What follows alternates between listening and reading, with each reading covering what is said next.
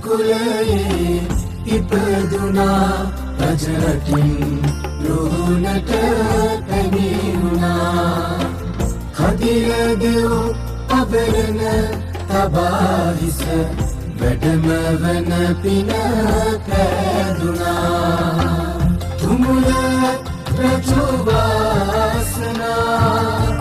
කක්සියක් කලේ වාසනා